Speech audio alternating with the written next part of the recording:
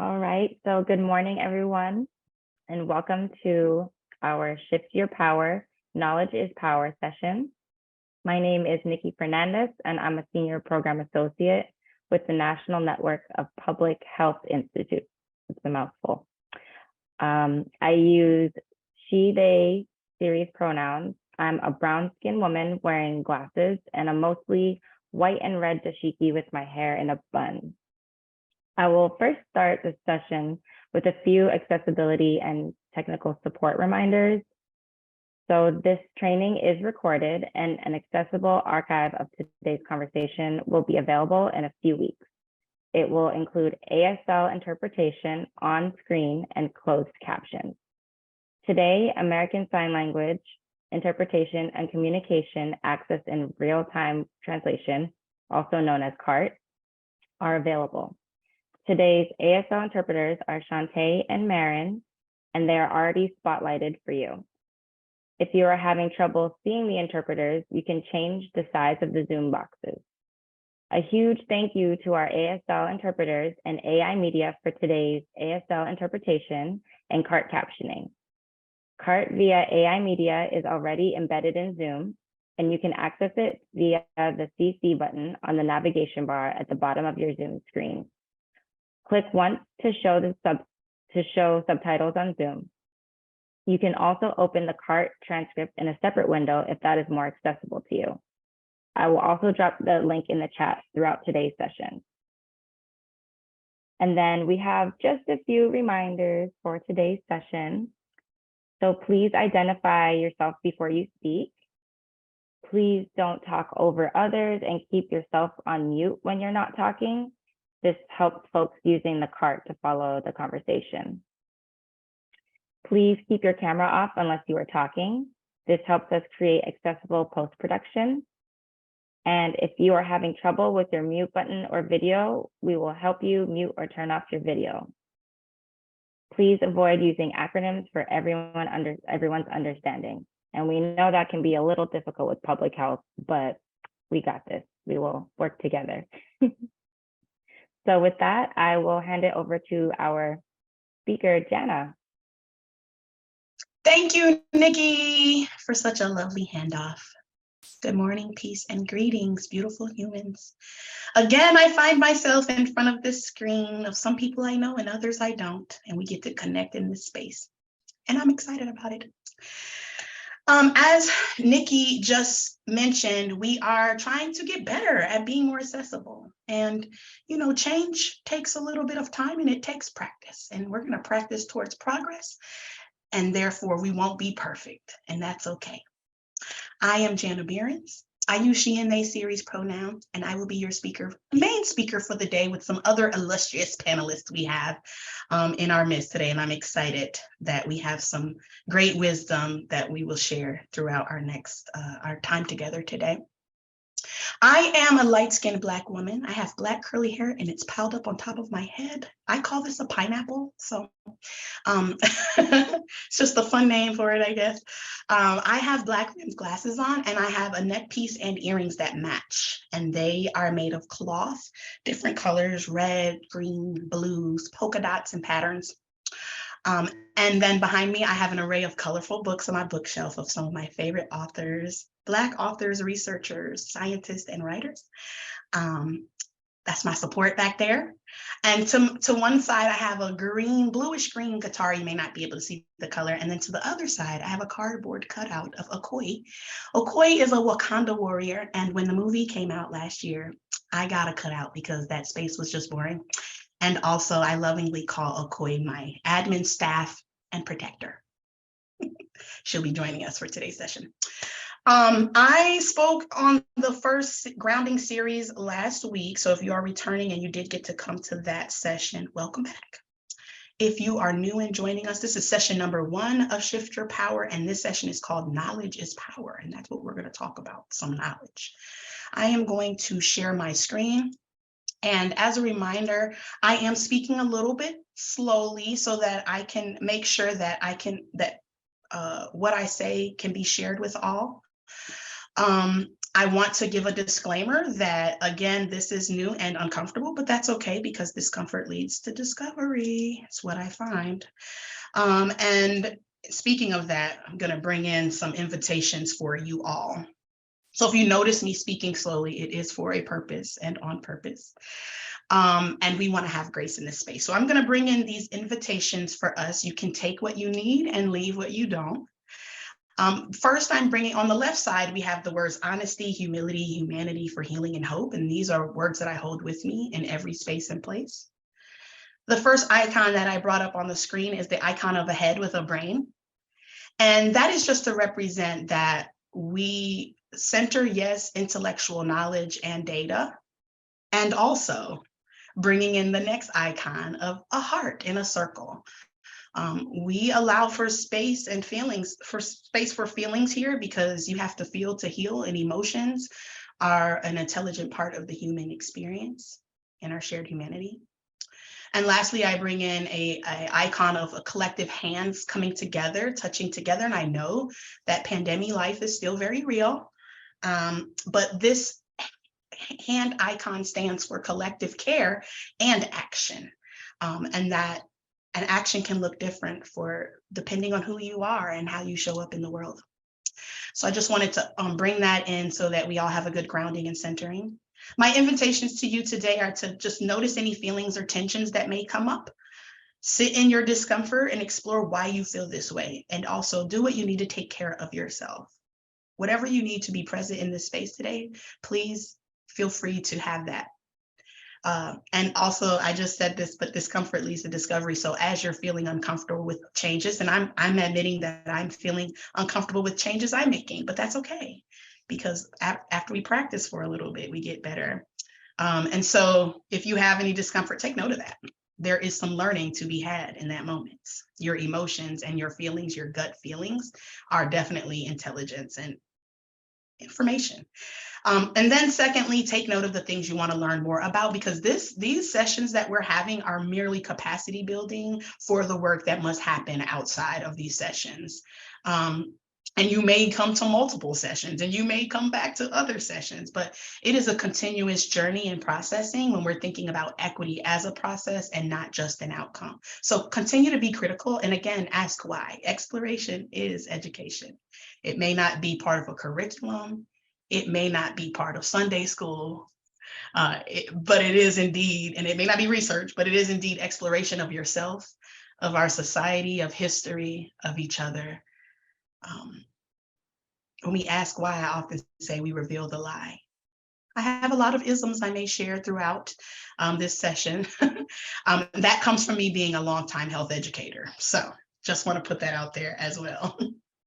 And last, but certainly not least, I invite you all to lace this space with grace. Grace for humanity, grace for technology, and just grace for learning and growing. We are all wise, and we are all here together, as we all have contributions and we all have value. So again, invite you to take what you need and hold this as a centering and a grounding place for us as we continue to move forward. Thank you.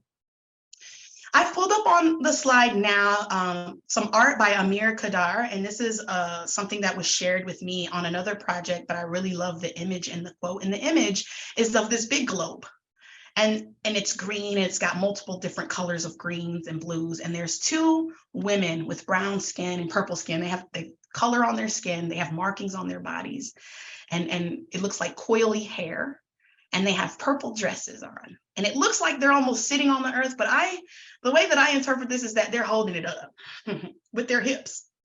And the quote on the screen says, "The world changes according to the way people see it.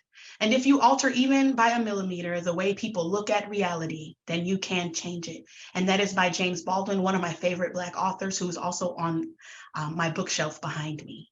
I use a lot of his quotes, and I've learned a lot from reading his books. And in books is where I have found communities that have helped me on my journey of transformation and healing. And so I want to invite you all to hold this as we move forward and expand our minds for the both and instead of either or. And just invite you all to sit in the fact that different experiences may be happening at the same time.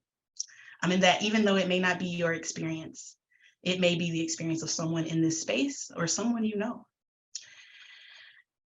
So I'm just going to start by kind of grounding us in like the main concepts of this session. We are talking about knowledge as power, examining the systemic through line from root to reality.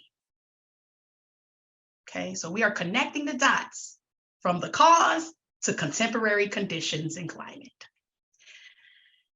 The first thing I'm bringing on the screen is that how we understand the world is driven by our own mental models, our deeply held beliefs, our biases, all of those things kind of swim together. And these are influenced by our identities, multiple identities, racial, social, and otherwise, our lived experiences, and social position in our existing systems. Our country's roots in white supremacy and anti-Black racism have defined and limited our mental models. Whether we name that or acknowledge it or not, it is happening, it has happened, and it continues to happen. The critical first step, and often what I have found missing in my almost 25 years of public health practice, is that we don't develop a shared analysis of the problem and its byproducts. We don't facilitate processes to examine histories of racism, of power imbalance, of supremacy, and harm. And we don't ask how those same dynamics that are patterned and systemic as a through line influence our system today. So that's what we're starting with in session one. What knowledge are you using to frame how you want to approach your challenges, solutions, interventions? Understanding the why is super important. And it comes from understanding more deeply the origin story. And that may look different depending on where you are geographically, politically. Like these things can be different across the country, across cities and towns within the same state or even zip codes. But every system that impacts our mental, physical, emotional health across all of our social determinants of health or social contributions to health, depending on how you look at it, has a story.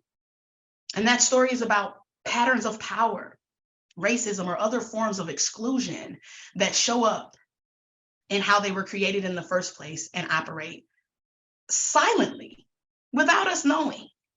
And I'll share with us something that I shared in the last session, that we are all swimming in the water of supremacy. And that when you ask why, you reveal the lie. And so if you work in public health and you work at a health department, or at any point in your career, you've probably heard of the 5 whys or getting to the root causes. And we like to say root causes. But today we're going to take a deeper dive into what addressing root causes really means. And for me, it means telling the truth. I brought this slide in on our grounding session. On the slide right now, there is a diagram. It is the Essential Public Health Services diagram. It is something that we've been using in public health for over 25 years at this point. I've used this quite a bit to leverage mobilization for communities and funding and resources. I've had to use this to convince folks why strengthening, supporting, and mobilizing communities and partnerships is so important. And actually that part on this framework that is centering now equity, and it wasn't always centering equity. This changed in 2020. Some people may not know that it's changed, but we are now centering equity, which means equity needs to be at the forefront throughout and thought about as an impact at the end as well, or an outcome. So we need to be thinking about that from the beginning instead of trying to stuff blueberries into the muffin after it's baked. And that's kind of what we're doing now, which is okay. But as an emerging practice, we need to be thinking about equity as a process and an outcome, which requires us to shift power. And so this first session, we're really talking about investigating and diagnosing and addressing health hazards at the root causes. This from the CDC says that to achieve equity, the essential public health services actively promote policy systems and overall community conditions that enable optimal health for all and seek to remove systemic and structural barriers that have resulted in health inequities. The words that I have bolded and underlined are the actions that we must take as public health practitioners and as justice advocates and activists in our work. The both and the either or, we must come together. It is far past due. Such barriers include racism, gender discrimination, poverty, ableism, and other forms of oppression that uphold the power imbalance of structural racism, both the blueprint and the through line. And then, only then, when we are actively promoting these policies and seeking to remove systemic and structural barriers and using our power on purpose, everyone should have a fair and just opportunity to achieve optimal health and well-being. So we have to get into the practice of action. And again, that may look different depending on who you are in society, who you are in your institution or your agency, and how you show up in these different spaces. It may be the same.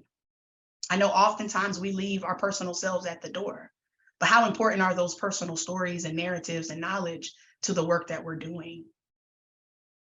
And so again, as I circle on the screen, investigate, diagnose, and address health hazards and root causes is what we're going to be talking about today. We'll be talking about enabling equitable access as well, and that will pour into the second session. And then the third session will be speaking more specifically to strengthening, supporting, and mobilizing communities and partnerships as a review, as an overview of how these sessions will go. Now on the screen, I'm bringing in Dr. Kamara Jones, who is a light-skinned Black woman. She has a microphone that it looks like she's speaking into. I have stalked her. I have listened to her. I have followed her across the country at many of her health equity talks. And I often like to share that Dr. Kamara Jones, when I was 23 years old, this was 20 years ago, first did a keynote at the UNC Minority Health Conference called Confronting Institutionalized Racism. And why I got excited about it is because while I was 23 and I was kind of new in my career, I had only been in my career for a few years of public health, which I started on my undergrad campus. I was excited, first of all, because representation matters. Because she was a light-skinned Black woman talking about racism in health, and I had got into exercise science and public health because of Black health disparities. So I often credit Dr. Kamara Jones for really helping me to understand and articulate my origin story and my analysis, which I've been working on for a very, very long time, and I have built upon over the years. Her definition is that racism is a system of structuring opportunity and assigning value based on social interpretation of how one looks. And in the same stroke, that unfairly disadvantages some individuals and communities while also unfairly advantaging others. And at the same time, sapping the strength of our whole society, threatening our shared humanity, and really wasting of contributions and gifts of value if we were all allowed to be our full, authentic, and whole selves. She talks about 3 types of racism, but for purposes of today, we'll be talking about structural and institutional racism. Indeed, all 3 of these interact within our systems, but there's not enough time in the day. So we had to zoom in, literally. As I expanded the definition of racism, and I brought both of these definitions in the grounding session, just for us to understand that these are the through line. This is part of the through line that we are using, that racism is social and institutional power combined with race prejudice. It is a system of advantage, like Dr. Kamara Jones said, for those considered white, and of oppression for those who are not considered white. It is a white supremacy system. And that may be a hard statement for you to hear, and it may even make you uncomfortable. So the first question is to ask yourself why. And the second thing I'm going to do is explain that when I say white supremacy system, and this is from the Racial Equity Institute located in Greensboro, North Carolina, been to hundreds of their trainings and half days and organized to bring them into organizational conversations as well as community conversations. Their trainings are definitely a pivotal point in the work that I was able to start articulating as I was doing justice work on my personal time. What I found is that the communities I was working in and also living in, I couldn't advocate for because I wore a badge. And I found that to be quite frustrating when I lived in one of the worst zip codes for health in Durham, North Carolina, where I'm from. And so when we talk about white supremacy, we're not talking about hate groups or KKK or alt-right groups. I mean, we know those exist and they have a deep history. But what we're talking about is the understanding of whiteness as rightness. This socialized idea that there is one white right way of doing things and how it shows up in ourselves, in our systems, and in our society. And so as I have been building, and what I'm sharing with you now is my origin story and my analysis and how that I started talking about race from the root. It was important that we all have the same understanding of what we're talking about. And so as I started to understand this structural racism more deeply, I started bringing in different visuals. And what I have on the screen right now is a slide with all the presidents of the United States from the very first to the 45th. And so I'd be remiss if I didn't name that I've done a lot of work around Black women's health, literally since I was 17 years old. Black women are my mama, my grandma, my great aunt, my sisters. I've been raised by Black women. And so I always had an interest in the well-being of Black women. And I realized that oftentimes in my health education position, we were talking about behaviors, but we never were thinking about who created the policies, the laws, and the ways in which we have been influenced. Society has been influenced. And it's not lost on me that what I see before me, it's not lost on me that now when we think about who's having the worst health outcomes and life outcomes across data points, which has been a hard and daunting thing for me to dig into, but it's something that was necessary for the truth, that who's on the screen right now and what I'll describe is just all the white presidents. The white male presidents in their suits is what we see on this screen. We have some in black and white, we have some in color. A lot of them have the American flag behind them. And there in the corner, we have Obama right next to number 45. And even though we got our first Black president and had him for 8 years, this is the legacy in which he stepped into. So when we say white supremacy system, we have to think about who has had the power and influence of society, who has passed laws and enactments that have impacted us, advantaged and disadvantaged at the same time. The next slide I bring up is our vice president, same pattern. Inequities are pattern, systemic, unjust, avoidable, and actionable. That is the definition of inequities I shared in the grounding session. It's the definition I'm using right now. And I see a pattern. So hopefully you're coming along with me. And one thing I love about the picture that I'm showing right now, it is all these small pictures of our vice presidents who happen to be white men as well. But then we have VP Harris standing up tall in a picture, in a single picture by herself, right next to the collage of white male faces. And while this is a beautiful thing and exciting, because again, representation matters, my heart drops a little bit thinking about the legacy that she's walked into and the expectations of her as the first Black woman to be this high here, right? And what she'll be able to accomplish for people that look like her. To the right of this slide, I have who controls our institutions. Congress, our governors, top military advisors, 90% white, 96% white, and the list goes on. Who decides our TV shows? Who decides what books we read in our curriculums, our academic programs, our education system from K all the way up to PhD? Who decides which news is covered? Who decides what music is produced, even hip hop and rap? Yes, indeed. What do our teachers look like?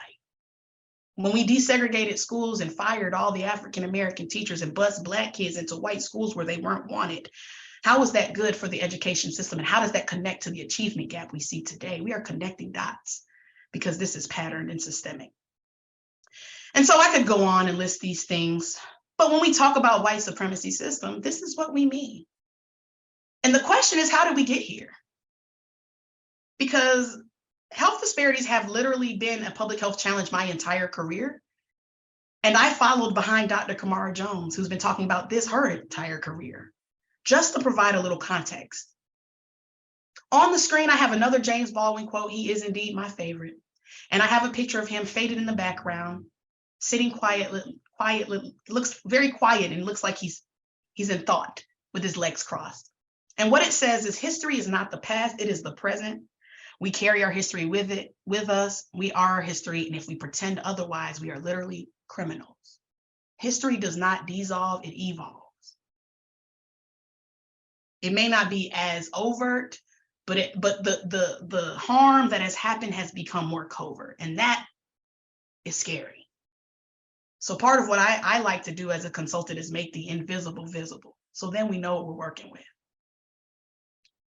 Now, you all, please bear with me because this is the first time I am putting my truth acknowledgement on like a slide. I typically do it in different ways, but I wanted to type the words out. And so usually it's me through an activity and sharing or some kind of like dialogue. But my truth acknowledgement, which is more than just a land acknowledgement. And so I want to name that, when we started doing land acknowledgements more often, it just felt a little uncomfortable for me moving into a new place and really not knowing the land I was on specifically, but always connecting back to just the foundation of this country overall. And so for my analysis and origin story, I wanted to start there. And I call this the legacy of lockout, but I'm going to read what my truth acknowledgement is. And I'm going to pull it up on the screen. America was built upon extraction of people from their land, exploited labor, and exclusionary laws that advantage and disadvantage people based on the social interpretation of how they look. The construct of race has a purpose, and pseudoscience of racial hierarchy created and perpetuates exclusionary ideology or ideology, depending on how you say it, and practices that have kept a racial arrangement intact. I honor and respect the land on which this country was built. Land stolen through colonialism, imperialism, all the isms, capitalism, neoliberalism. I could add some others. Neglecting of peace treaties and thus genocide and erasure of rich culture and caretaking of the earth by indigenous communities and peoples native to this original land we inhabit together, now known as the US of A. I also honor people of African descent who were taken from their land by force and would like to acknowledge the blood, sweat, and tears in the soil that have contributed to the upbuild of this country's economic system and foundational infrastructure with no compensation, reparations, and barely acknowledgement to date. In truth, it is never lost on me that these groups of human beings today, while having some of the most important contributions to this country's existence, are also having the worst health and life outcomes within systems that were never created for them to survive, let alone thrive. Yet indigenous practices and the voices of Black and Brown people continue to be the power for strategies that we all deserve and will be the path towards true transformation. So this is my truth acknowledgement. It's not land, it's not labor, it's not laws, it's all. And that's what I call the legacy of lockout. I know that this next slide is really busy. It has a lot of things on it, you all. I actually use this in some of my work through activities. I no longer use the term workshop. We're working through it. We're working through it. We're not talking around it, we're working through. And on this slide, it is a historic timeline. There are many events and enactments on this timeline, but I wanna call attention to the two questions at the top. Who is being advantaged and who is being disadvantaged? And one thing that I thought was important in order for me to lift up and honor Dr. Kamara Jones, who I come behind, who has lit my torch and I am keeping it lit, who I stand on the shoulders of, and many other Black women who have been talking about this same thing in public health and beyond, is that I tied her definition to help me understand power. And that when we look at different points on the timeline, I could add so many things here, so many acts of resistance. People were not taking any of this exclusionary action laying down, okay? But I wanted to name that there are many instances here of exclusion. The US Declaration of Independence, our documents that founded this country, were exclusionary. All men created equal, but who is considered all men when it excluded Africans, Asians, women, okay? So again, I will lift up here, when our founding documents don't include Africans or women, and the work that I've done around Black women's health has led me to now understand that Black women are having the worst outcomes across every single system. I'm connecting dots. There's a pattern, okay? 3/5 compromise, deeming enslaved Black folks as 3/5 of a person, that's dehumanizing. Indian Removal Act, also known as the Trail of Tears that happened in 1830. This is people literally removed from their land. This was a policy, this was a law, this was an enactment, this was a practice. And I kind of jumped over to 1830, but even in the 1790s, we have the Naturalization Act, which defined that only free white land-owning men could be natural citizens. And then in the 1790s, we had the scientific justification of hierarchy classification of humankind, which then went on to influence philosophies, theories, curriculums, education, academia, all the things that follow. So not just that these things existed, but how long they carried on throughout this timeline. When we ask who's being advantaged and who's being disadvantaged in the activity that I do, that is one of the things that I ask my research teams to go do on Google. Google these enactments, give us the fine print. Who's being advantaged, who's being disadvantaged? We start seeing a compilation of advantage going to one side. And that compilation of advantages turns into power. The Treaty of Guadalupe Hidalgo in 1840 was massive land theft. Mexicans went to sleep in Mexico and woke up in the US. Chinese Exclusion Act, first time ethnicity is literally barred by name in an act. Johnson-Reed Immigration Act is more restrictive quotas on immigrants of color, the Japanese internment, and we could add so many things here. But the question is, when we're looking at each of these, who is being advantaged and who is being disadvantaged? And then you start to see more clearly when we talk about structural and institutional racism, it's when your bias comes out into your practices, your policies, your deeply held beliefs. Race as a worldview is a socialization. And we are all socialized in it. And so I call this the legacy of lockout. People taken from their land, land taken from their people taken from their land and exploited for labor. And then the laws that kept this racial arrangement intact, land, labor laws. Who was being advantaged and who was being disadvantaged by the same stroke? This is what anchors us. We carry this with us. And we simply cannot ignore this and jump over this part and think that we're going to be able to transform into systems for everyone, when the literal word letters of America spell I am race when you rearrange them. So this is part of my origin story and analysis. And I think it's important to share because it is when I was able to start looking at the pattern that I was able to see that we were not addressing our health inequities and our health behaviors in the right way. So in 2010, when we started talking about social determinants of health, we weren't talking about access and opportunity. And I have this second slide of historical events of racial injustice, but I just bring this in just to share that on the slide, there is a flyer for stopping forced sterilization, which was a real thing. This is an actual flyer because there was sterilization of Latino women in California from 1920 to 1950. We had enslaved Black women were experimented on without their consent. We had medical institutions using racialized anatomy. Remember, there's a pseudoscience of racial hierarchy that is being upheld across that timeline and is continuing. And we have the Tuskegee experiment where Black men, several Black men who had syphilis were not treated, even though they told they were, so that doctors and nurses could study the outcomes. It's unethical. And it wasn't just these Black men, it was their wives, their spouses, their families, their children, their communities that were impacted. Every last one of these things had far-reaching impact. And then the last picture I'm bringing up is Henrietta Lacks, the HeLa cells. I won't spend tons of time here, but look these things up. And you've probably heard of some of these more common ones, but there was multiple things that were happening around medical mistrust that has still lingered today. So when we think about COVID-19, 1619 to COVID-19, and we look at those patterns and we ask ourselves, why are people not getting vaccinated? There's a reason. And because of that timeline that I shared very briefly, and this timeline that I could go slide into that and continue it on, people were not they were not considered to be human. And that's why these things took place. I don't know what the intentions of those who had power to lead and to influence politics and policies. I don't know what their intent was, but what I do see is the current impact. And it's hurting all of us. And so as we think about the history, human hierarchy, I started thinking about housing and health, which is going to connect to the case study I'm going to share later. I know I'm spending more time on this, but there is a hierarchy that emerged from that timeline, from those timelines. It emerged as laws and practices that advantage and disadvantage individuals and communities, just like Dr. Kamara Jones' definition. And that hierarchy now shows up in our data across all systems or social determinants of health, which all have disparities and gaps, which are created by racial inequities that are systemic, patterned, unjust, and actionable.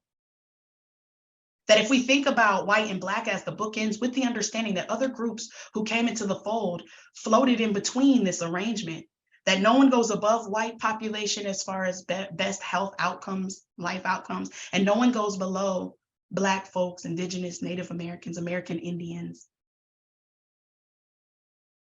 It's the same hierarchy. And I could swap this racial wealth data out because on one slide we have European people on the top and we have Black folks and American Indians at the bottom, this emerged. This is actually from a video that it's 5 minutes, but it does a great job of just lifting up some of the historical things on that timeline. And it has evolved into our data. If we look at our data and connect the dots back to the roots, we see a pattern.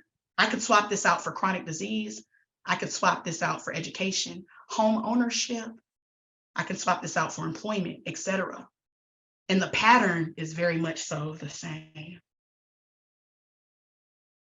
And so that's my origin story and the analysis that I use and started thinking about when I was thinking about social determinants of health, because in 2010, we are now addressing conditions and environments in people's communities that may contribute to unhealthy bodies and lives. And we're not just blaming and shaming people for making the wrong choices. It's time that we name these systems that also contribute to that. And so as I started learning these historical contexts and I started thinking about housing and how our communities were created, it started really nudging me to be honest, even though no one was talking about race and racism at my health department at the time. I'm bringing in this big slide of water. I brought this in the grounding session, so I won't spend tons of time on it. But when I say racial inequities exist in every single system, I am talking about the water of socioeconomic status, the water of housing, the water of education is an achievement gap, the water of the food system, food deserts and swamps, the water of the criminal justice system, disproportionate minority contact, the water of the health system, health disparities. Every single system has racial inequities, and they're all called something different. And they may not be communicating, which is what keeps them invisible, but they're all connected. Because we know that most bodies of water are connected in the groundwater. And that's what Racial Equity Institute has an analogy over the groundwater. And I love that analogy because it makes it really easy to break down complex ideas. But what they say is that we're in the fish fixing business, and that we tend to the fish instead of tending to the water. And that even if we cleaned out one of these bodies of water, it would get tainted by the groundwater because we have to get to the root. And again, racial and health inequities are what cause disparities and gaps, although I often hear them used interchangeably. And in fact, we should be looking at all of these systems in a systemic way. How does the food system, housing, health system, how does socioeconomic status, criminal justice system, and education, how do they interact to impact our health and well-being? Why are some zip codes healthier than others? And so as I started doing work with the Durham County Department of Public Health, and housing came up as the #1 health priority in our 2017 community health assessment, we had to start connecting more narrative to our numbers.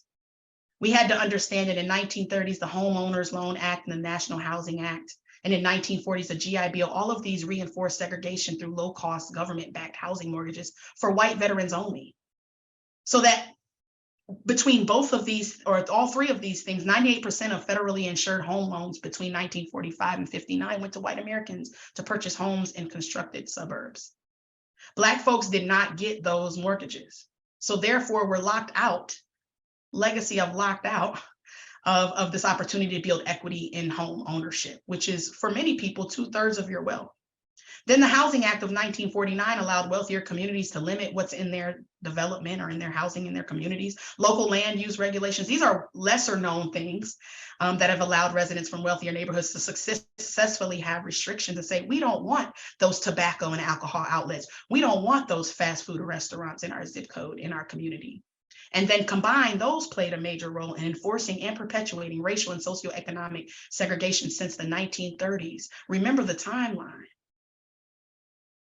This is just feeding in to that legacy. This is part of the pattern. That slavery and enslavement may have been abolished, but the racial arrangement, the Jim Crow signs did not, they came down, but that arrangement was still intact, that Black folks were still relegated to second-class citizens, and also other folks of color that were treated negatively across the timeline. And so this was important for me to understand doing work in social determinants of health and behavior change. Because how can I teach as a health educator, healthy eating and exercise to people who don't have resources to support them, don't have full service grocery stores? Where's the kale? It's not in the convenience stores and the bodegas. And so what we know then, as a result of all of those things, redlining happened, where redlining maps would say, these spots are bad because Black folks live there. This happened across the entire country. It is patterned, it is systemic, it is unjust. The Federal Highway Act of 1956 provided 90% of funds for construction across the country, went mostly to highways serving white residents who are now in the suburbs building equity in their homes. Splitting districts in half, starving businesses, demolishing homes, displacing Black bodies in the process. On this picture is a picture of Highway 47. I drove to and fro on this highway for 16 years. It demolished what's left of my favorite Black community, Hayti, where there's the one Black library that we still go to. And they were promised rebuilding and it didn't happen. And this happened across the country. So this is another lesser known. And I went to New Orleans a couple of weeks ago and I saw the highway that cut through there. So ask yourself, where's the highway that cut down Black communities to serve those who moved out into the suburbs? And then the disinvestment of communities of color just continued on this pattern. The Color of Law is a great book. I have the title here and the cover of The Color of Law. Also, The Racial Wealth Gap, which is a 15-minute documentary, does a great job lifting up some of the things in this book. But all of what I named in these last few slides lent to poor quality housing, rundown streets and open spaces, low performing schools, lack of access to healthy food, depressed household wealth, exposure to crime and violence, and residents who experience worse health. That each of these is those systems and the water that we're swimming in. And that was done by design. So we simply cannot think that we can start from where we are and come up with solutions. And in fact, there are elders and leaders in communities that have been fighting for their own solutions for a very long time, and they have the answers, they have the wisdom, they are the experts of their experience, and that's who should be leading our transformation. And so I wanted to stop sharing. I know I've been talking a lot, and that took a lot more time than I thought, but I wanted to invite our beautiful panelists to come in and share anything. I know that I was sharing my origin story, but I'm gonna ask you all to come in and share, why is that analysis and that origin story of history so important? And even though it may look different based on where you are, why is it important to have a why around what we're doing?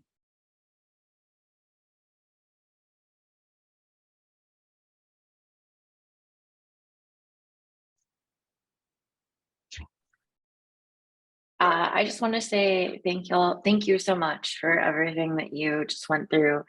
Hi, y'all. My name's Andrea. My pronouns are she, her, hers. I'm the Senior Field and Policy Advisor at TENT, the Transgender Education Network of Texas. And I live in Houston, Texas. I'm from San Antonio, Texas. So I am a native Texan, lifelong Texan, for however long the state will allow me to be in it. If we're just being real, right? I think something, right, that is so important in everything that you went through is also all of the other populations of people that have been affected and continue to be affected by what we're seeing of like white supremacy and supremacy in general, right?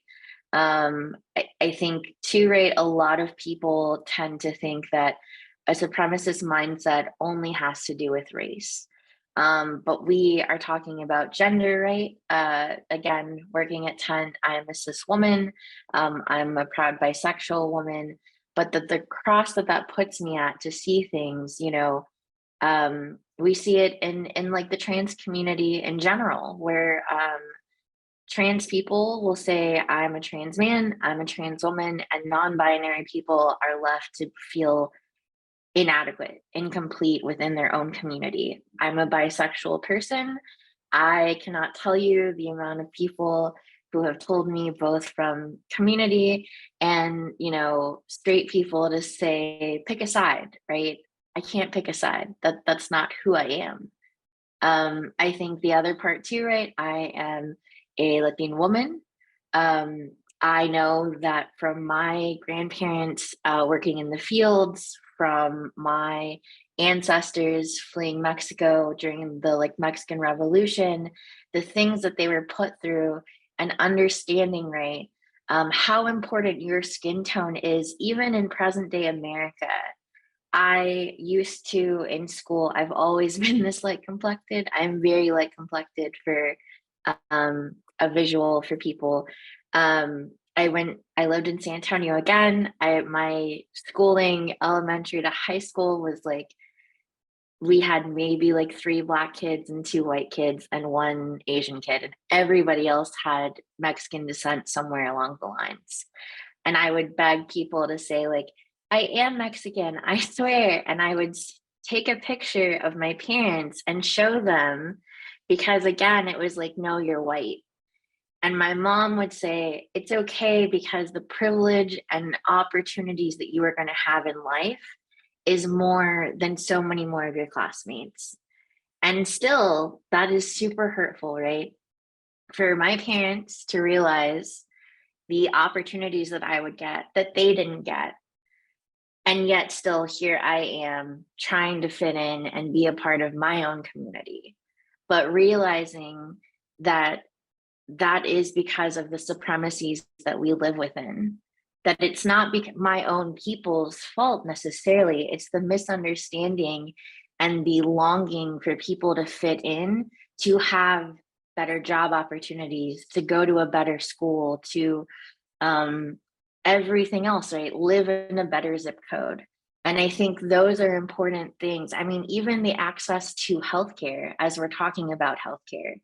I live in the medical capital of the world, some may say, for Houston, but yet still, I live just down the street from Med Center. I have that privilege to know if I have a medical emergency, I can go to the ER 5 minutes away.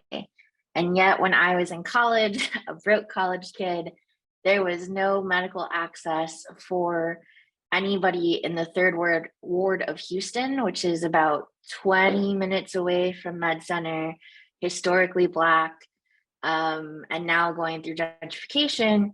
But there was nowhere for somebody to get medical health care. And what that meant, right, for the prolonged healthcare of somebody. But yet, you drive down 20 minutes and you see all of these fancy buildings and all of these, shiny lights of Texas Med Center. And people don't even have running water 20 minutes away from here. What are we doing when we're talking about health inclusivity?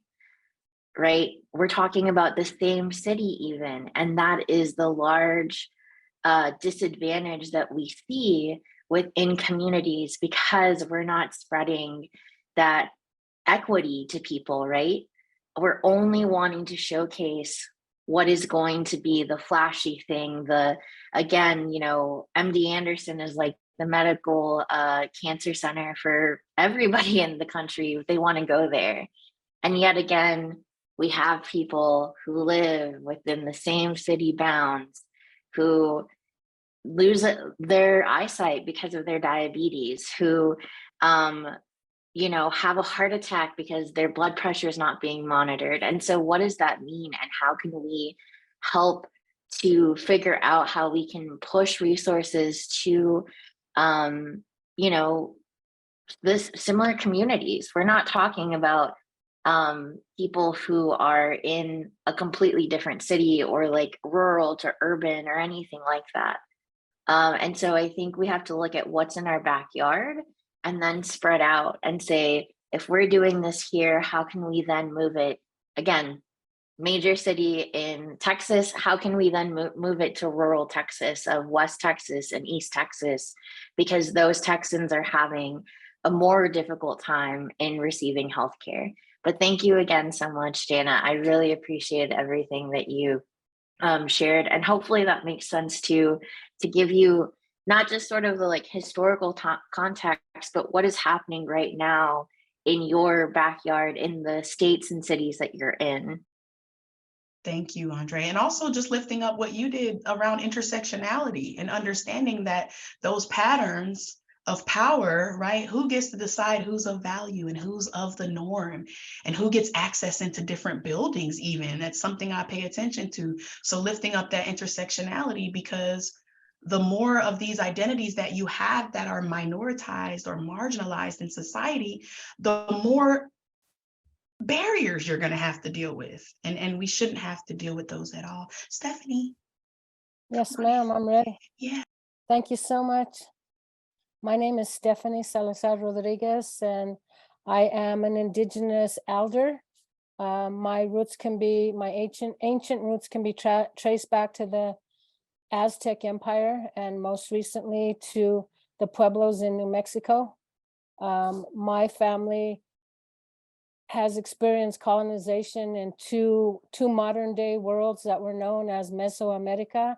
First with Columbus in what is today known as the United States, and then by Hernan Cortez in Mexico, which is when the fall of the Aztec Empire.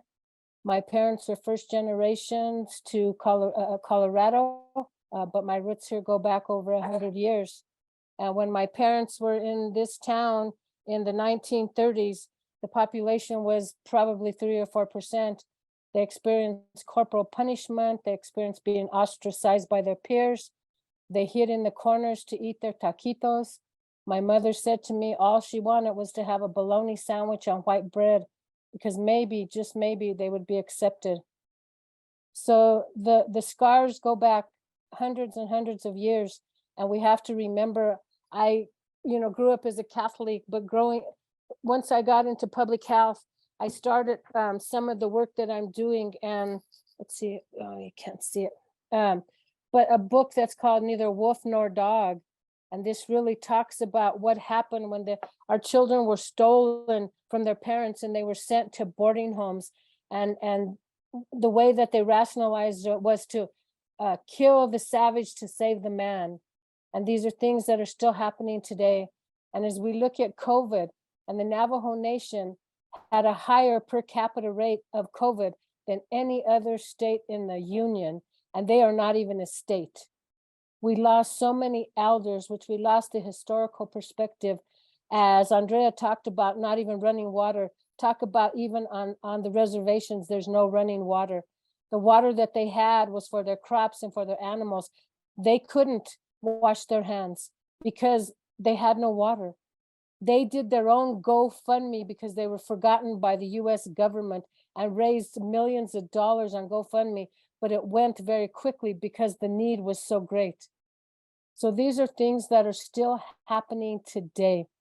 In my own city, again, when we talk about zip codes, the zip code where I grew up and I live today is 11 years, the life expectancy is 11 years younger, less than the life expectancy on a zip code that is about 5 miles from me, which is primarily affluent white people. I live in a food desert. We have one grocery store. People are doing everything they can to make their own decisions and to start their own food markets. And I'm sorry, hold on. I have to let this dog out that's barking. But see, again, give me some grace here.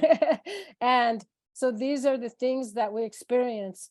And even today, as I talk, we are losing more and more elders still today to COVID. And a lot of people think that that is over. But when we lose that historical knowledge, we lose a lot of information and wisdom that we would have in our communities. And these forgotten communities, people really don't care. When we talk about the land acknowledgements, we have it stolen, like I said, which today would be in two separate countries, but both in North America. Just this morning, I was watching the news and they were talking about rewriting the James Bond book that was written in 1963. And so today they are taking out racial and misogynistic comments, but have been in existence for how many years? 60 years. And so today it is finally happening, but it isn't because people, I think, want to do it. I think we're at a time in our lives where there is opportunities that people are forced to do this because of many, many reasons. But one of them is losing capital because people are no longer buying these books or doing or subscribing to these things because of the racist comments. I did my first public health trip to the reservation in South Dakota, which is Pine Ridge. And I saw some of the most horrific things that I ever saw in my life. And if you closed your eyes when they took you there, you would never believe that you were in the United States of America. So it's so important. I mean, when I grew up, if we were doing things like we're doing today, the FBI, we would have been put on the FBI's most wanted list, because it was not allowed for us to even think about these things. So I too come on the shoulders of my elders that were able to bring us to this table today. My company, Blazing Cloud Consulting, the name is based on my indigenous name, which is Blazing Cloud Woman. And so those are the things that I need to do. I need to blaze a cloud to make the changes that are happening. But some days I get very tired of doing this, but I know that this work needs to continue. And I really thank you for the opportunity to be part of this series, because I think each of us needs to hear the stories of what other people have endured and why it is so important that we have these types of training. And Jenna, I thank you so much for leading this. All the love, I receive it. Thank you for sharing, Stephanie. This is Jana. I just listening to you all really is sitting with me, how I often say listening is learning, but just having a conversation, and I talk a lot about building relationships and relational infrastructure. And it's true that when you start building relationships with people, you start learning something that you may not have ever learned just from reading a book or learning something in school.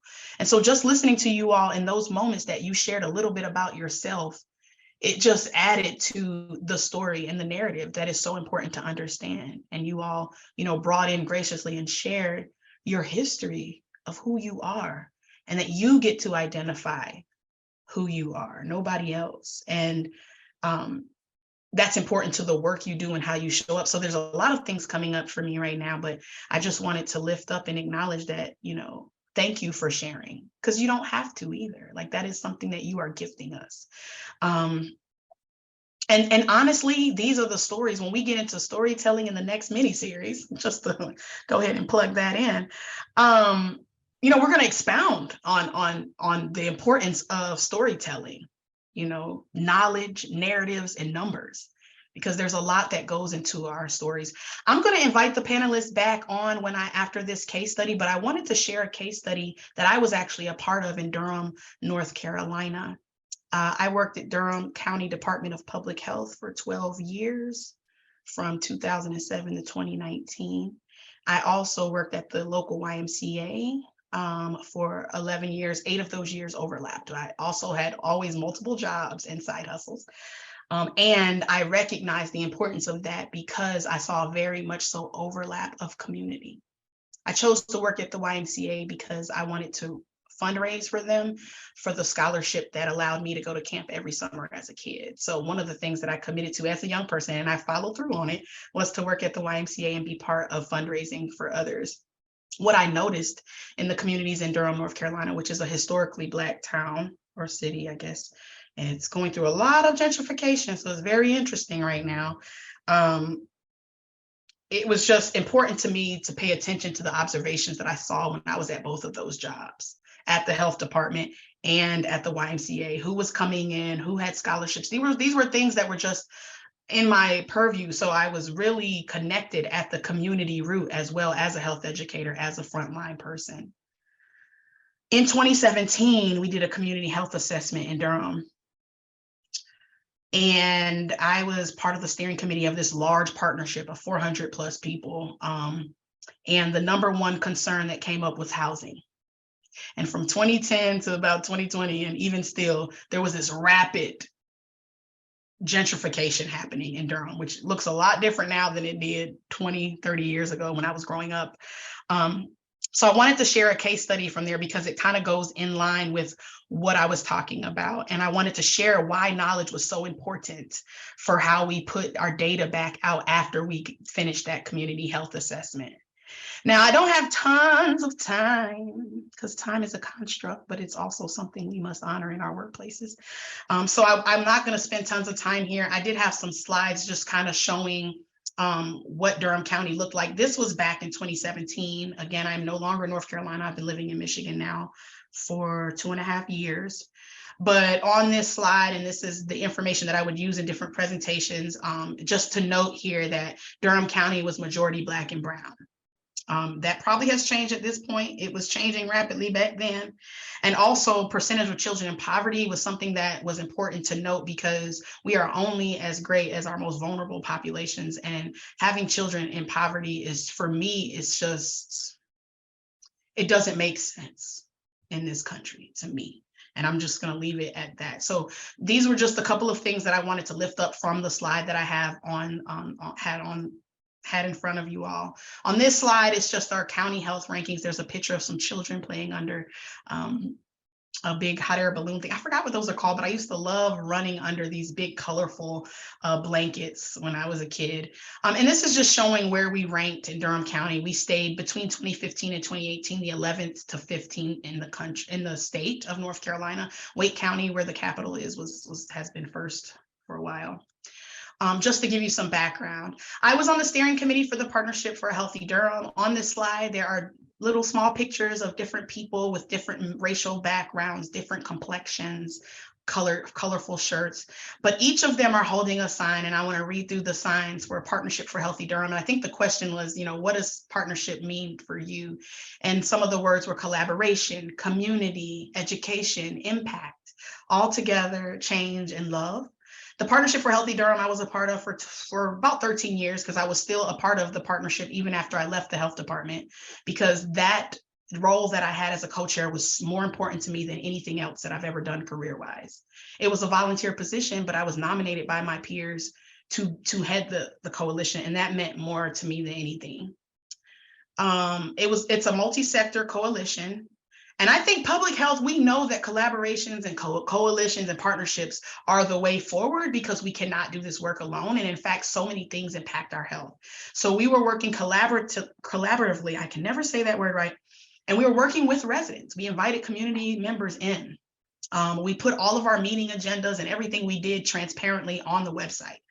And so this was a really huge thing to be a part of, but it was super important for me to be part of the change. In 2017, our community health assessment told us that we had 5 health priorities. Number 1 was affordable housing. 2 was access to healthcare and insurance. The 3rd was poverty. The 4th was mental health. And number 5 was obesity, diabetes, and food access. Number 6 was actually racism and discrimination. The interesting thing about this, and I remember it very clearly because it was hard. We went through a lot of hard times when this came up, because we had to listen to the community and make a committee around affordable housing. And a lot of people didn't understand health and housing. So I ended up doing a lot of presentations with the historical knowledge that I had and learning more about the knowledge in Durham, North Carolina. And I learned that from sitting down with elders in communities, having coffee, going to rec centers. Like, I was always walking around and talking to people. Because I learned that was the information that we really needed. Not so much people in middle management who just learned something from a curriculum, but didn't know how to translate it into community practice. That was my biggest barrier coming out of school and going into communities, realizing that what I learned in school was not translating in Black and brown and low income communities. It just wasn't. And so when affordable housing came up, we had to create a committee for them in the partnership. At the time, we were doing 2-day racial equity workshops. We were doing half-day presentations around data. We were holding monthly conversation circles, which I actually started, and it was my idea, and I thought they were amazing. We had to say conversation circles because we couldn't say equity or other things like that. So we were figuring out how to continue the work in just a low-key kind of way within a government entity. On this picture is just a circle of people. I'm pretty sure I was in this room. I was a part of many of these conversations. And on this slide, the partnership. So the health department is an entity, the partnership was an entity, and we were both doing work of racial equity. We were holding conversations, and I was an intern, my MPH in 2015. And so as an intern, I asked, could I do an equity audit or a racial equity audit on the partnership to see if we were living right? And I took my 250-hour capstone, and instead of going to work at the state, which was my dream to go from county to state to CDC, I decided to do this audit and then provide recommendations, where I provided 5 for the health department and 5 for the partnership overall. So yes, I was working and interning at the same place, which meant a lot of late nights and a lot of weekends for a couple of years. Out of the 10 recommendations, I'm sharing these two. The first was to reclaim the narrative and discuss not just that inequities exist, but why, and bringing in the historical factors that drive the gaps, making those connections across systems, which is very relevant to what we've been talking about today. The second of the 10 was to create a racial equity committee or work groups for the partnership. And I'm happy to say that we started doing some of this stuff, and it was really exciting to be a part of that and to know that my work was going beyond, just programs. We changed our structure. On the left, we have a structure of the partnership, which never included racial equity principles. And it had an HIV STI committee at the bottom because that was coming up on our health assessments every 3 years that we did with Duke University. Now with Durham, North Carolina, we are in close proximity to UNC and Duke, which meant our communities got heavily over-researched. So there was a large and deep mistrust because a lot of times the data and the information would not go back into communities. They were not told what was done with the data. And so that mistrust that was already existing, because Durham, North Carolina was home to one of the largest enslavement plantations with over 900 enslaved Black folks, but also later on down the history timeline, a prominent business, Black Wall Street, which is an interesting thing to follow. And then to look at how we were shifting now. So we're just shifting with the times. We had to address racial equity principles because we knew that racism and discrimination was number 6 on the health assessment, and it also existed in each of the top 5 things. So there were disparities in each of the top 5 focuses that we wanted to work on. Adding racial equity principles to our structure was one of the hardest things I've ever had to do as a co-chair. I was on the steering committee for 5 years. I was a co-chair of the Obesity, Diabetes, and Food Access Committee for about 3 years, and then co-chair of the whole partnership for 2. We called it ODAFA. So when we had to switch out HIV and STI for health and housing, it caused an uproar. HIV and STI was an issue, had been an issue, but they had started building organizations from this committee that were continuing to do the work outside of the partnership. So we felt like they would be good, and they went on to do amazing things. And we all settled into our new committee of health and housing, but it was a struggle and it was hard, and there was lots of disagreements and meetings. And then when we added racial equity principles, instead of a committee or work group, we also created a task force. And the task force took my 10 recommendations and started whittling down what we could work on. The second year of the task force, we decided, after we changed to include racial equity principles, we wanted to know what that looked like in practice. So we didn't want to just put principles on the website. We wanted to say, this is what it looks like in action. Okay, so we're going beyond checking the box to chucking the box, okay? And so we did a half-day consensus workshop. We brought in neighbors and residents. It was really cool. There were a lot of Black women that showed up, and I was here for it because they were the ones that were pushing us when they would come to our committee meetings and come to our quarterly meetings. And then we changed our mission and vision. And again, these things had been in place for over 20 years. So it was very difficult. There were people that were very, very tethered to the way things had been, but we had to do it. And so for the other of the recommendations that I shared, we started putting on our data sheets, not just that the data was happening, not just that affordable housing was not in reach for all residents of Durham, North Carolina, but we put why. So one thing we added to our infographics and our numbers was a small narrative. So when we said nearly 7 in 10 white residents in Durham own and occupy their home, compared to 4 in 10 African-American or Black residents and 3 in 10 Hispanic or Latinx residents, we also added that owning a home is a key contributor to increasing household wealth, and that historical and current policies have prevented people of color from being able to access resources available to whites that are often needed to purchase a home. That's very well documented. The racial covenants I started uncovering in Durham. Another thing that I did for fun is lay redlining maps over health disparity maps. And what do you know? They would fit right on. So where there were disparities, there were red lines. So it was a very humbling moment for me to be on this journey and unlearning everything I thought I knew from school. We also, and again, the top 5 sheets, we put out the top 5 concerns of the health of the community, we put out one-pagers. And on the front, we put these things explicitly out there. National policies, including redlining and segregation in public education, have led to forced generational poverty.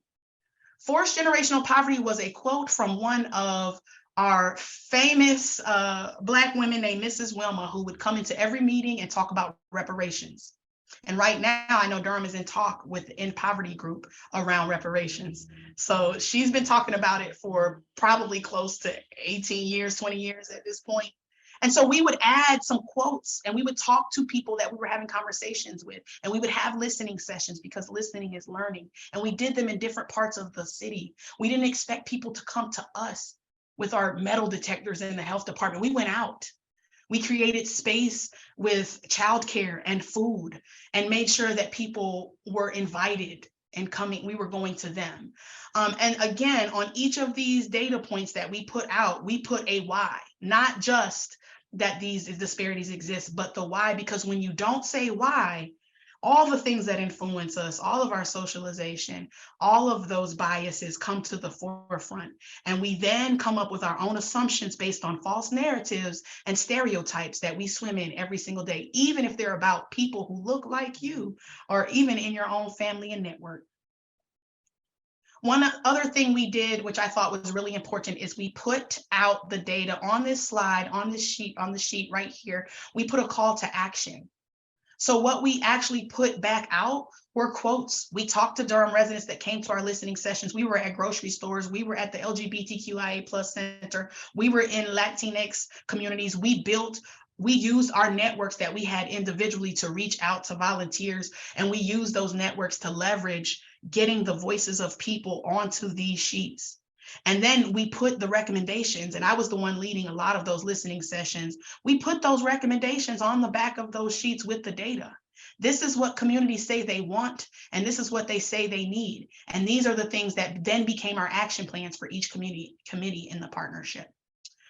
And each of the 5 sheets look different, but this is just a great example of using that knowledge and expanding people's mindsets around the why, so that people just don't say, well, those folks over there don't want to change or won't change, but really naming the conditions instead of blaming and shaming people's choices.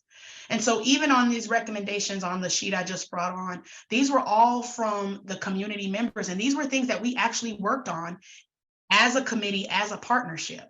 And so we were able to get double bucks and double food vouchers for folks who were going to the markets outside, the fresh food markets or the farmers markets. We were able to get healthy mile trails that communities came to us and asked for and would be part of the cleanup and building social cohesion. We started having Durham play dates where each community would take initiative to put what they wanted in their community, and we would shift communities. So because of this partnership with over 400 people, we were using our networks and our relationships to put back out into the community what they said they needed and what they knew that they could have. And I thought that was just a different thing than what we had been doing. And it was super important. And people were really excited to see their quotes in our assessments and in our reports. We then started doing this in all assessments and reports, from our youth behavior data to all kinds of reports that would come out of the health department. And so that was really exciting. And I feel like that's a lower hanging fruit. I think it's something that we all could do. And I often still see data being put out without the why, which often makes me cringe, but I also understand to have grace, because what we don't know, we don't know. And if we don't know, we can't grow. Any questions from the participants or panelists? I know that that was a lot of information, but any questions around the how, the why it's important? Again, I would invite you all to think about your origin story from where you are. Who are the leaders in the communities that you may not know are the leaders? Where is equity work happening in your entity? Because for me as a health educator, none of the upper leadership knew what we were doing, really. I mean, we would try to share it, but there was a disconnect between what was going on the ground in the front line and what people understood moving up in the organization. any questions around that? And I would often say, even like just based on my experience and that of colleagues that I still have in health departments across the country, that there's a lot of wisdom on the front lines. That because of communities and because of building relationships, which is part of a health educator, is so many things to so many people. I have connected people to resources, to food, to social services before we could even talk about their chronic diseases. And so really understanding that systemically, there are patterns that have lent to not just the historical conditions, but also how that shows up today. Meg, I see you raising your hand. Come into the Zoom room. Thanks so much, Jana. I just wondered, as you kind of set the table, right? You really give space to this priority. I'm just wondering what else the community then was empowered to say, like what else became a part of it. And of course, I'm going to talk about affordable and accessible housing. I think when we create space to talk about housing, then we can really talk about what we expect besides it just being affordable. Yes, Meg, that was where people were struggling. What does affordable housing look like and why does it have to be inadequate? And that was something I knew because I was working in housing projects. And I also thought about accessibility, Meg, because I remember they had to pay a certain amount to get internet. How are we doing all these campaigns, especially when I think of COVID and all this stuff online, and assuming that, first of all, people even have the cell phones or the devices, but then we're assuming that people can pay. I'm going to be honest, you all, when I was in school and working full time, I had to get rid of certain things so I could pay for my $100 internet. And I have privileges. I have degrees. I have a job and benefits. But I want to be honest that a lot of us working in health departments and social services weren't many checks away from where our clients would be. And again, I come from these same communities. So it's really important that you understand. Meg, you are absolutely right. And what is affordable and why does it have to be raggedy? Why does it have to be run down? That was always, and on top of that, the health concerns of mold. We had a big thing happen in Durham, North Carolina with there were some babies that died in the housing projects. There were a lot of Black families, about 250 Black families that had to move into hotels, and they were trying to cover it up. The city was, and our health department did not want to make a statement, but the Partnership for Healthy Durham, we did, because that is a health issue. That it was about it's not the fire alarms, but it's the carbon monoxide. And then when people went in, they found that the mold and asbestos was all of this stuff was in these apartments that were just run down. And then the hotels didn't want to keep the Black families. So it was things like that that were happening in real time. And we're expecting people to care about their health when they have a myriad of other things, not just the affordability, but how adequate, how healthy is the housing, right? And what does affordable really mean? And we started adding that to our data. What does affordable mean based by national standards? But what does it look like here in Durham? So really connecting, scaling down from country to state and looking at the scaling up and scaling down, the patterns that keep showing up, right? The patterns of power.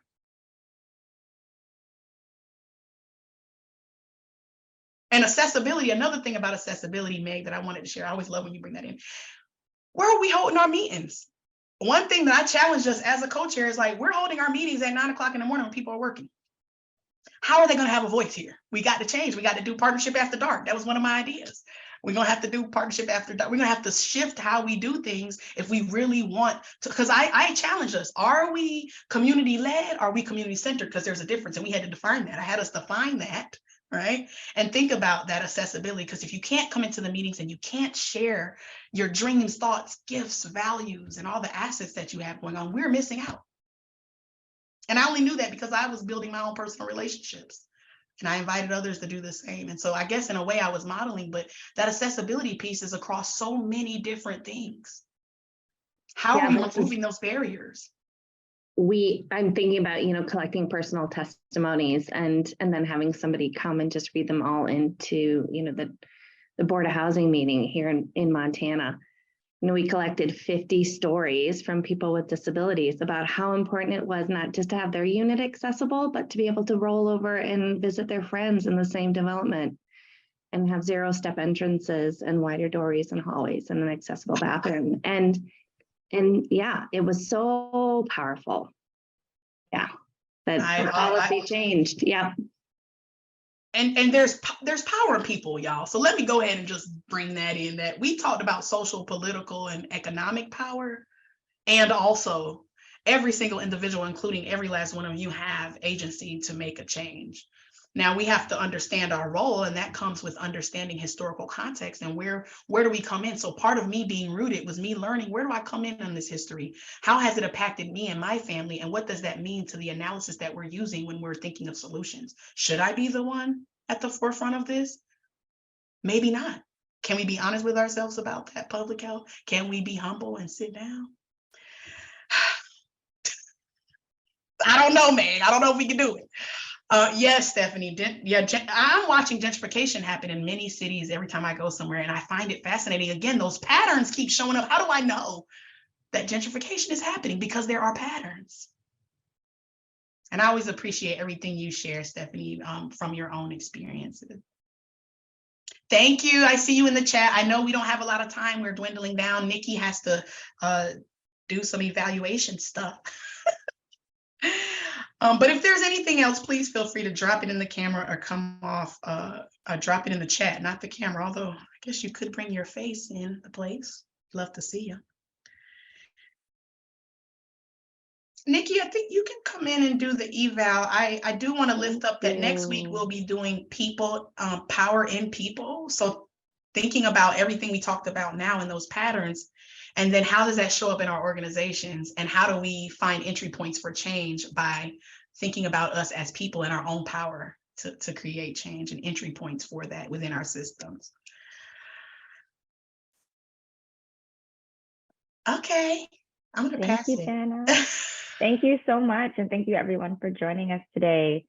So as we all know, in public health, evaluation is extremely important. We do look at all of the feedback that you give to us. I dropped the link in the chat. We do take the evaluation very seriously, and any